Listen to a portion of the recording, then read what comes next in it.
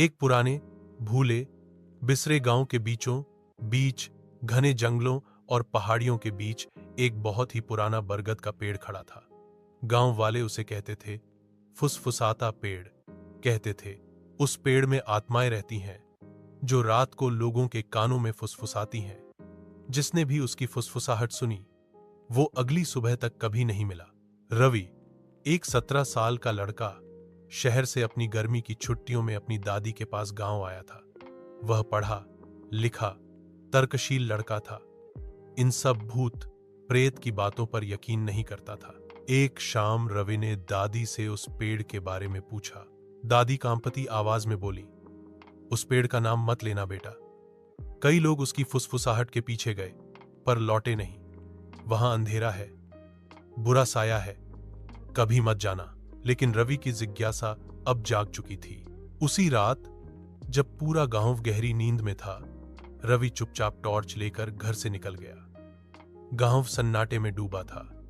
दूर कहीं उल्लू की आवाज और सूखी पत्तियों की सरसराहट सुनाई दे रही थी। वो पेड़ सामने था, भारी जड़ें, टेढ़ी मेढ़ी शाखाएं, और उसकी छाया जमीन पर ऐसे पड़ी थी मानो कोई राक्षस लेटा हो। और तभी आवाज आई, फुसफुसाहट, धीमी मगर साफ, मानो हवा में कोई नाम ले रहा हो।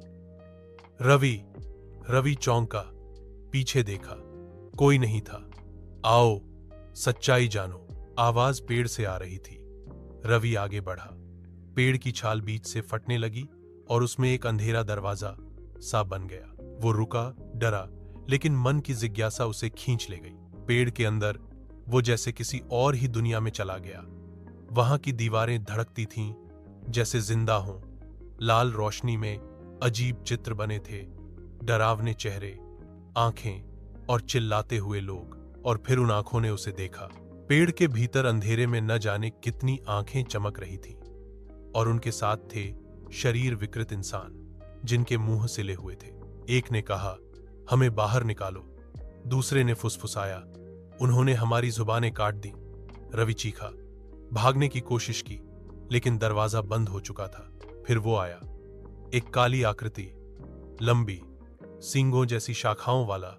उसकी उपस्थिति से ही धरती कांप उठी। उसने कहा, मैं हूं वंशक, तेरे खून का मूल। रवि कांपता हुआ बोला, कौन? वंशक बोला, तेरे दादा ने मुझसे समझौता किया था। गांव की बारिश के बदले हर पूर्णिमा पर एक जान। तेरे पिता भाग गए, अब तू आया है, तुझे चढ़ाना होगा। नहीं, ये झूठ है। मेरे पिता की तो कार एक्सीडेंट में मौत हुई थी क्योंकि उसने वचन तोड़ा था। अब बारी तेरी है। विकृत आत्माएं रवि की ओर बढ़ी। अचानक रवि की आंख खुली। वो अपने बिस्तर पर था, पसीने से तर। दादी पास थीं। उन्होंने गुस्से से नहीं, डर से पूछा, तू गया था उस पेड़ के पास? रवि बोला, शायद एक सपना था। तेरे हाथ को देख। रवि ने देखा। उसकी कलाई पर काले निशान थे, जड़ों की तरह फैले हुए। दादी की आवाज कांपने लगी, तू चिह्नित हो चुका है, अब वो तुझे बुलाएगा। अगले दिन गांव में अफरात फरी थी। एक लड़का रमेश लापता था, उसी उम्र का जैसे रवि। रवि समझ गया उसे ही जाना था, किसी और को ले लिया। लेकिन अब पेड़ शांत नहीं था। उस रात फुसफुसाहट फिर आई, या तो किसी और को लाओ या खुद आओ। रवि अब न सो सकता था, न छुप सकता था। एक रात रवि गायब हो गया।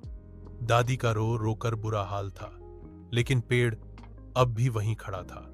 और हर रात अगर आप उसके पास जाएं, तो शायद आपको भी फुसफुसाहट सा